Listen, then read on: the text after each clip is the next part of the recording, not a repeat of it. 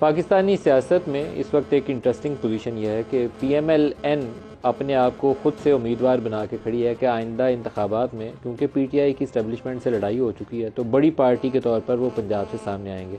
लेकिन सवाल उनसे ये होता है कि आपके पास मुतबादल बयानिया कौन सा होगा जिसको लेकर आप लोगों के पास जाएंगे, तो उसका जवाब उनके पास नहीं है।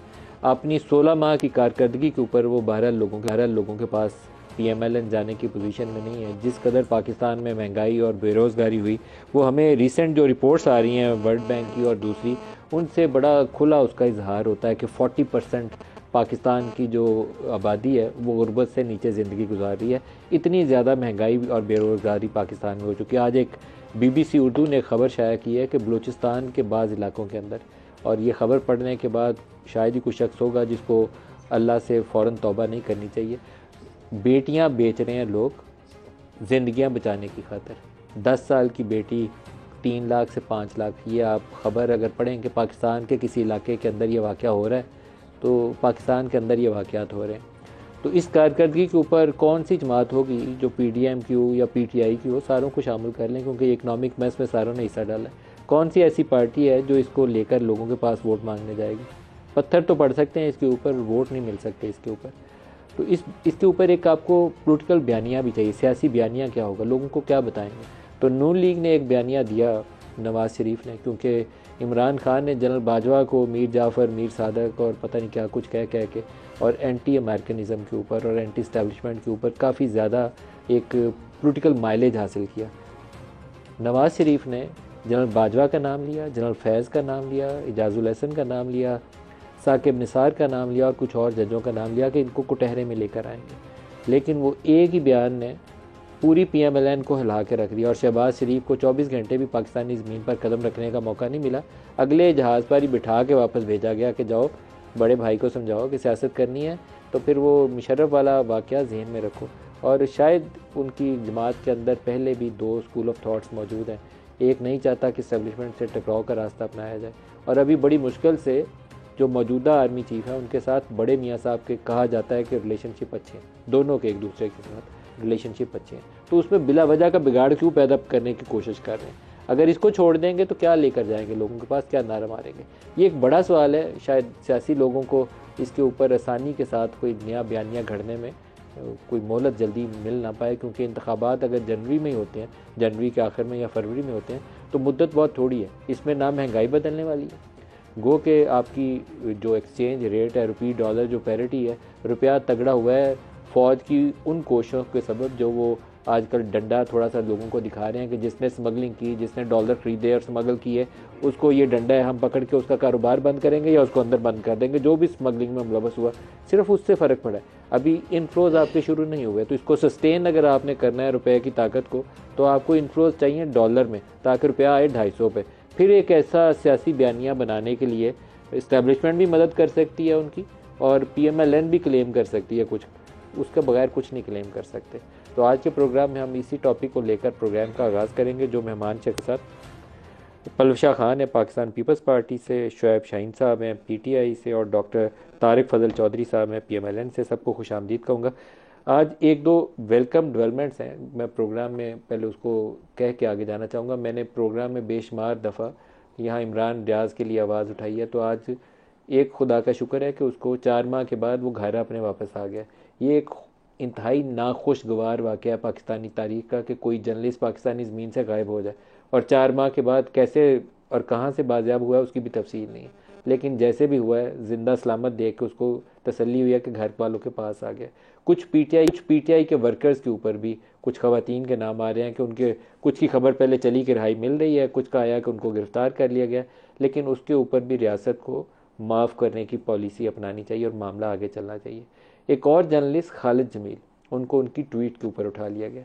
अगर एक जर्नलिस्ट अपनी राय नहीं देगा, और वो राय तहजीब के दायरे के अंदर होनी चाहिए और जर्नलिस्टिक नॉर्म्स के मुताबिक होनी चाहिए, अगर वो अपनी राय नहीं देगा तो वो क्या करेगा? ये जो पीका लॉ है या दूसरे लॉज हैं, ये इंतहाई एक नागज़ीर सूरत हाल में, नापसंदीदा होता है इनका इस्तेमाल इंतहाई सूरत हाल में, जहाँ आपकी रियासत की सिक्योरिटी को सचमुच कोई चैलेंज दरपेश है, तो वहाँ तो आप इसका इस्तेमाल करें। लेकिन अगर किसी ने ये ट्वीट कर दी है कि आपको पसंद नहीं आई है, तो उसके ऊपर वो पीका लॉ के तहत बंदा उठा के ले जाए, कोई अच्छी डेवलपमेंट नहीं। पलवशा, आपसे प्रोग्राम का आगाज़ करना चाहूँगा। सियासी बयानियाँ पीपल्स पार्टी के लिए भी एक मसला है और PMLN के लिए मसला है। क्या लेकर लोगों के पास जाएंगे जिससे लोगों को कायल करें कि आपको वोट दें? देखिए जी, लेकर तो वही जा सकते हैं कि जो हमने किया है या जो हुआ है, उससे बाहर की बात तो हम नहीं कर सकते। लेकिन अब सियासी बयानिया जो है वो हकाइक पर ही मबनी होगा, और उस वक्त के जो हकाइक थे, जिस वक्त ये हुकूमत PDM की इक़्तिदार में आई उसके पहले के जो हकाइक थे वो हकाइक पाकिस्तान के अवाम से पोशीदा नहीं हैं। उस वक्त की जो मजबूरियाँ थी सियासी, वो भी सबको इल्म है, और ज़ाहिर है उसमें कोई सियासी हमें एक उसकी कीमत अदा करनी पड़ेगी तमाम जमातों को, और मेरे ख्याल में उससे हम सब जो हैं वाकिफ़ हैं। लेकिन इन तमाम बातों के बावजूद पाकिस्तान को इंतहाई मुश्किल 16-18 माह से हम निकाल कर ले आए, और इसमें पाकिस्तान की जो बहुत सी बैरूनी और अंदरूनी ख्वाहिशात थी लोगों की कि वो डिफ़ॉल्ट हो जाए और उसका हाल श्रीलंका जैसा हो जाए, खुदा न ख्वास्ता वो नहीं हुआ। आज आप देख रहे हैं कि बहरहाल ये चाहे चीफ़ ऑफ आर्मी स्टाफ की काविशों से है, लेकिन पाकिस्तान में रुपए की कदर मुस्तहकम हो रही है। मैं ये इस बात से कोई इनकार नहीं करूँगी कि महंगाई बहुत ज़ालिमाना हद तक बढ़ गई है, और आम इंसान के लिए यहाँ पाकिस्तान में जो है टू मेक एंड्स मीट जिसे कहते हैं, वो रूह और बदन का जो एक रिश्ता है उसे कायम रखना मुश्किल है। लिहाजा अब जो भी जब भी इंतखाबात होंगे, जनवरी में होंगे या जब भी होंगे, उसमें ज़ाहिर है फिर आवाम की अपनी एक सोच है और राय है, और आवाम चाहे हम लोग कुछ भी कहें, चाहे हम लोग कोई भी बयानिए बनाने की कोशिश करें, आवाम का एक अपनी सोच और समझ होती है। तो लिहाजा बेहतर ये है कि हकाइक पर मबनी जो बातें हैं वही आवाम के पास जाएं, और वही उनको बताया जाए खुल के कि क्या वो हालात थे कि जिनमें ये हुकूमत तारिक फजल साहब से भी पूछते हैं, ये एक्सक्यूज़ के हमने पाकिस्तान को डिफ़ॉल्ट से बचा लिया है, मैं इसको पलवशा की बात से इतफाक़ नहीं करता। PDM का यही बयान है तारिक साहब, लेकिन नवाज़ शरीफ ने बयान देने के बाद जो पलटी खाई है PMLN ने, वो मुझे लगता है आपको पहले से शायद ज़्यादा भारी पड़े। आप किधर जाएंगे ये मुझे समझ नहीं आ रही है। आप इकनॉमिक परफॉर्मेंस तो लोगों को सेल नहीं कर सकते। ये भी नहीं कह सकते हमने 13 और 17 में ये दूध और शहद की नहरें भाई थी इसलिए हमें दोबारा बुला लें। वो पूछेंगे 16 माह में क्या किया था। बिस्मिल्लाहिर्रहमानिर्रहीम। मलिक साहब, सबसे पहले तो मैं जो आपने अपने प्रोग्राम में ज़िक्र किया और मुझे दिन को इल्म हुआ इमरान रियाज ख़ान साहब की वापसी पे, मैं उनकी फ़ैमिली को उन्हें मुबारकबाद पेश करता हूँ। ये खुशी की ख़बर है। वो मेरे ज़ाती दोस्तों में से भी हैं, और मुझे बड़ा अच्छा लगा कि आज वो अपने घर वापस आए। बाकी आगे के मामलात क्या होते हैं इंशाल्लाह अल्लाह खैर करेंगे। अच्छा, जो सवाल आपने पलवशा से किया और उसी से रिलेटेड आपने सवाल मेरे से पूछा, देखिए पहली बात तो ये है कि आपने अपने इब्तदाइये में ये कहा कि जो 16 माह की हुकूमत है उसका बोझ जो है वो उठाना पड़ेगा। तो सबसे पहली बात तो ये है कि वो बोझ PDM में शामिल सारी जमातों को उठाना पड़ेगा। वो सिर्फ मुस्लिम लीग नून को नहीं उठाना पड़ेगा। बिल्कुल सही कह रहे हैं। वो सारी जमातों के हिस्से में उसको उसका अपना अपना परसेंटेज के हिसाब से शेयर आएगा, और वो यकीनन एक मुश्किल फ़ैसला था जिस तरह के इन्होंने कहा सेनेटर साहिबा ने, और मुल्क डिफ़ॉल्ट की तरफ जा रहा था। ये बहरहाल एक हकीकत है। अब ये कि उसके बाद अवाम की कितनी तवक्कुआत पूरी हो सकें या नहीं हो सकें, इसका फ़ैसला बहरहाल अवाम करेंगे। लेकिन जिस बयानिए की आप बात कर रहे हैं कि हमारे पास, मैं PMLN की बात कर रहा हूँ, लोगों को अगले इलेक्शन में बताने के लिए क्या है, तो वो मियाँ नवाज शरीफ का 2013 से लेकर 18 तक 17 तक का दौर है, बल्कि 18 तक भी कह लें। नहीं बेचा जाएगा। नहीं, मेरी यार सुने ना, मैं अपनी बात कर रहा हूँ कि हम लोगों को बताएंगे कि उस वक्त किन हालात में हमने मुल्क संभाला था, और अल्लाह के फजल से मुल्क जो है वो जब हमने छोड़ा तो उस वक्त कहाँ था, और 18 के बाद जब PTI की गवर्नमेंट आई तो उस वक्त मुल्क किधर गया। तो ये दोनों ही कंपैरिजन है ना। आपका वो जो नारा था कि जनरल बाजवा को कुटेरे में लाएंगे, वो 24 घंटे भी जिंदा नहीं रह सका। नहीं, एक तो मैंने आपको ये बताया ना, बैकफायर हो गया वो। पहले बात तो मैंने आपको ये बात मैंने कंप्लीट की कि हमारे पास बयानिया ये मौजूद है कि हमारी परफॉर्मेंस क्या रही है। अब दूसरी बात जो आपने की जी कि वो कुछ घंटे भी सर्वाइव नहीं कर सका, ऐसी कतई तौर पे कोई बात नहीं है।